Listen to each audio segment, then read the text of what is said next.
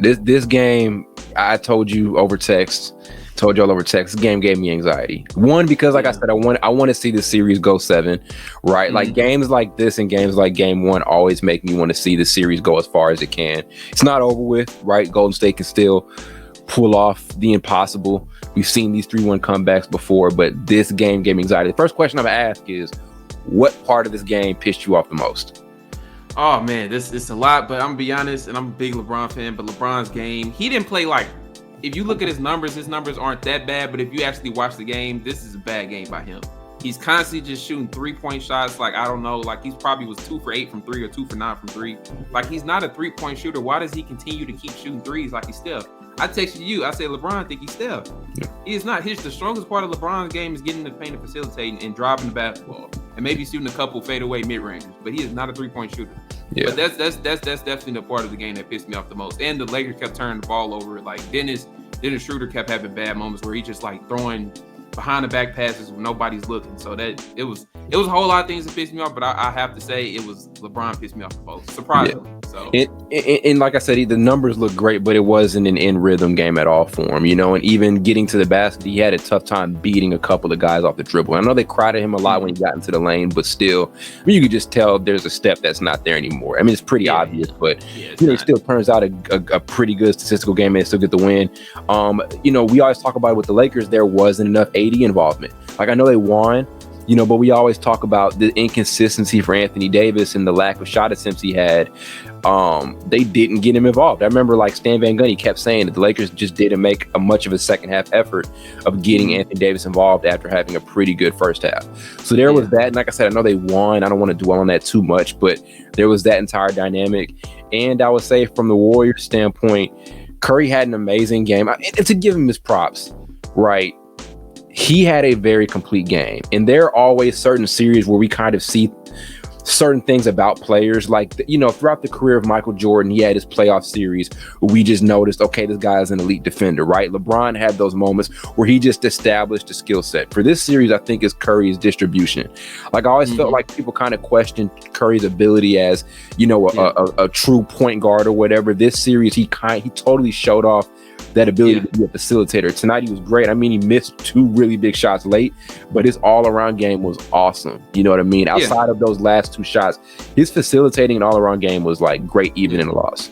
Yeah, like Ice Cube would say, he messed around and got a triple-double. He did. Yeah. So I think Steph's game is always, Steph has always had this in his arsenal, because I don't know if a lot of people that's been following Steph his whole career, but Steph kind of started out as this type of player. Like he was, in his younger days, he was the type of point guard that could facilitate, but also can score 30 on a nightly basis. But I feel like over the last couple of years, he's went back to that because he's realized he's had to do that because he's just not going to be able to score efficient 30 every night. So I definitely feel like this is something he can do. He showed he can do it. He used to do this all the time when he was a younger player in the NBA. But it gives you that another dimension to your game. Just in case you have a bad shooting night, you can still impact the game different ways. Because it's just the fact that he had 10 rebounds is crazy. Yeah. Or not 10 rebounds. He had 10 rebounds is crazy. But that just tells me he can impact the game other ways if he's not shooting the ball well from the field. Because he didn't. Like, it was a bad shooting night. But We saw that in, I think game 2, right? I think it was game 2 where, the whole narrative going into that one was the Jared Vanderbilt thing and how he was clamping him up. And then he responds with, a game where he responds, to the way they're guarding him and kind of blitzing him with a high assist game. I think he had 12 assists in game 2. And tonight, pretty much that same thing. And he matched it up with the scoring. I was very disappointed with a couple of the shots he took, as I mentioned a couple of seconds ago, because I know one of them looked like he was trying to, both of them kind of looked like he was trying to get a foul, right? And so there's a thing about foul hunting.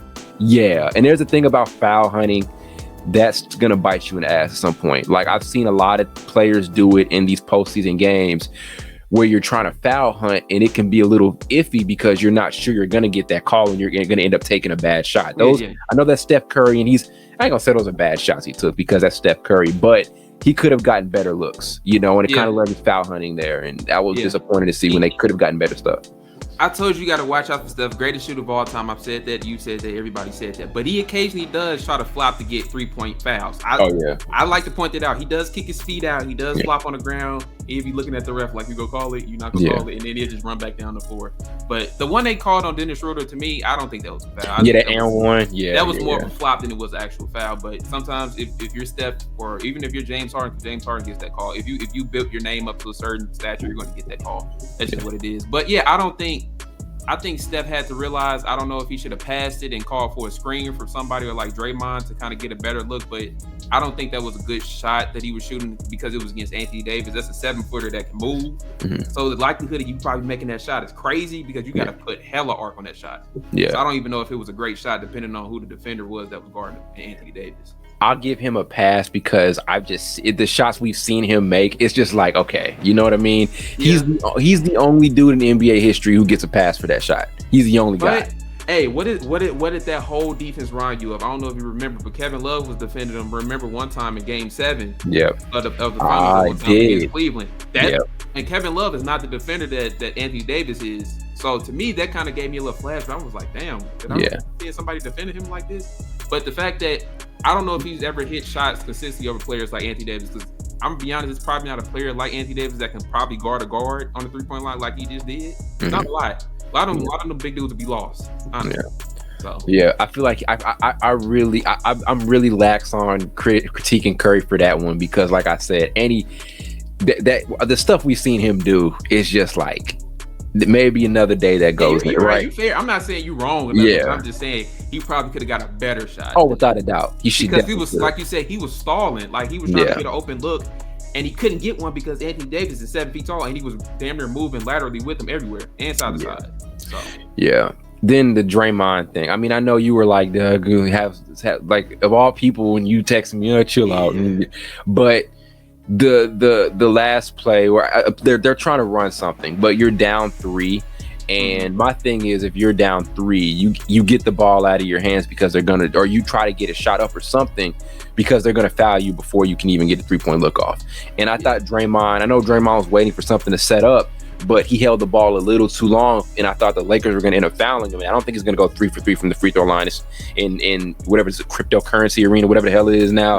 With that crowd, I don't think he's gonna make 3 free throws. I don't think he's gonna make those 2, to bring them closer. And then he dribbles like deep towards the baseline and then just throws an errant bad pass. Like I don't know what that last possession, their last little shot at it was. It was pitiful. To be honest with you, I think what he was trying to do, he was trying to wait for like somebody to set a screen, and like he was just waiting on either Clay to Steph be open, and nobody got open, so he like prematurely passed the ball. But he just got to know he got to make up his mind. Yeah, that's where the lack of his offensive game like hurts the Warriors at times, because he wasn't even looking at the basket. He wasn't looking at the basket. He was just worried about getting the ball to Steph or getting the ball to Clay. But that's probably the only liability, which is a huge one, of Draymond's game. He isn't a scorer. So at times he can be a liability for the Warriors on the court. And you saw it when he turned the ball over. Yeah, like where are my guys at? Oh, they're not here, and then just go panic mode. I thought he was gonna put something up. I thought he was gonna put a shot up. I would have been okay. We all know we're not confident when Draymond Green throws up a jumper, but at least you shot it. He just threw the ball. Like what the hell is he doing, man? Yeah. He one of us for sure. He one of us. You was definitely one of y'all. The Lonnie Walker thing too. I mean, we can't forget about that. He was awesome, and he had a lot of DNPs this postseason.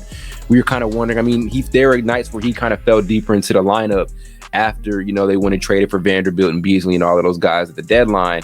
And he was amazing. He ends up scoring 15 points in that fourth quarter to seal it. Like he was the one that they were giving the ball to and asking to hit shots. And I don't want to sit here and act like I'm surprised, because I mean, we knew at some point in his career he's going to end up being that type of player, just because if you kind of look at the trajectory of his career, his efficiency's gotten better, as you mentioned before, and the numbers have gotten better over the years. He was going to become a reliable offensive, fourth quarter option at some point in his career. So I don't want to sit and act like I'm totally surprised. Yeah. He's a high quality player who gave them a lot of great minutes, especially before, that trade. He was one of their better offensive options, back during the Russell Westbrook days, when they had him. So it was good to kind of see him get back in the game here, have his number called, and play at a high level, because sometimes you're going to get those DNPs. You have to be able to respond when they want to bring you into the game, and that was dope to see it.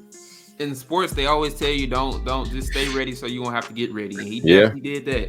Because you know how hard it is for a player to constantly get DNPs and then he gets into the game. He's going to be rusty. He really's like, damn, why y'all want to play me now? Now y'all in trouble. Now you want to play me? You want to play me when we was doing good. Why you want to play me now? Nothing going well for you. But credit to him, he stepped up. He had 15 points in the game. All the 15 came in the fourth quarter. I think he's like one of the fifth or sixth Lakers to ever score more than 15 points or 15 or more points in the fourth quarter. So he put himself in great company with Kobe, Shaq, and LeBron. But without him in the fourth quarter, we definitely would have won this game. I don't care that LeBron had more points or Anthony Davis had more points. He definitely was the MVP of the game. So. Without a doubt. Austin Reeves in the second half gave them some timely buckets. Like we always said, outside of AD and LeBron, they're going to need guys who can make shots. We've been saying that since 2020, even after they won that title. And they got that today. They got guys outside of their best two players who had rhythm. LeBron and Anthony Davis didn't have rhythm. AD probably didn't even get a shot up the last 5 minutes of that fourth quarter. And LeBron, I don't care how many points he scored. He wasn't in rhythm. He had a good game, but he wasn't in rhythm. Austin Reeves and Lonnie Walker especially, were in rhythm, and they were the reason they won that game. So, like I said, we wanted those Lakers role players to step up and play at a high level, and they did just that. Yeah, the scary thing is for the Warriors, and they probably looks like they're going to lose this series, which I'm happy about. I don't know. Warriors, if anybody could come back, it is the Warriors, but I don't know. The thing I would be scared about if I was the Warriors, LeBron has still kind of struggled in this series. Like he had a good first half in that second game at Golden State, but other than that, he really struggled this series. I feel like eventually he's going to have a 30-point game. Yeah. And then is that game going to look like a blowout? Is going to be a close game with the Warriors? Like they should be concerned about that because they played LeBron well this game. Like they played him well and they lost. Yeah. Andrew Wiggins had a lot of great defensive possessions on him. They did a good job of crowding the paint and I feel like LeBron's got to attack different spots. I don't want to sit here and tell LeBron what the fuck to do, but I just feel like I don't even want to do that. But I feel like he's kind of in these weird positions sometimes. But I mean, they won, when they're up 3-1 against the defending champs, which is big time, and that's something we wouldn't have said about this Lakers team at the beginning of the year at all. You know what I mean? So just seeing this how they flipped this season is something, when you weren't in the playoffs, the basic majority of the whole year, you make that trade to get Russ and Patrick Beverly out of there and other players. And then you turn the season around, you have the best record since the All-Star break, and you barely make the playoffs still, getting the play-in. It looks like you might be going to the Western Conference Finals. I can't do nothing but praise the franchise for that because we all know out of everybody that's probably been talking about the Lakers, I was hard on Rob Pelinka, Jeannie Buss. I was the coach. I was mad, but happy now. So as you should be. Hopefully we can. How I am. Hopefully we can get a game 7 out of this because I just need to see more games like this. We were wanting to see a game like this, and we got it. I need to see as much of it as possible. Same like Philly and Boston. I need these two series to go 7. So I don't want to see it because I don't want that conversation of LeBron versus Steph to come up ever again. So I need the Lakers to dominate the Warriors. I really want them to win the next game, but most likely they won't because that Warriors crowd is going to go crazy. So they're probably going to close out in 6. But I want to ask you this too before we get out of here. Do you think the problem with LeBron kind of struggling is his foot?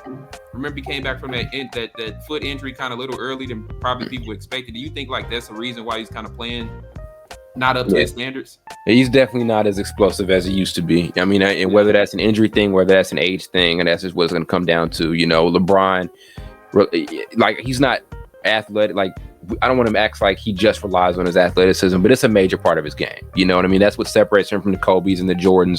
Those guys were freakishly athletic, but LeBron relied more on his athleticism than those guys did for the entirety of his career. So when that kind of gets taken away, that step, there's just a step that's not there anymore. So when that step gets taken away, it's going to slow him down. That's why I said, I think just moving in, I mean, LeBron's the all-time leading scorer, so I can't really tell him what to do, but just keep sharpening that jump shot up or whatever. Because some of those looks should have went in.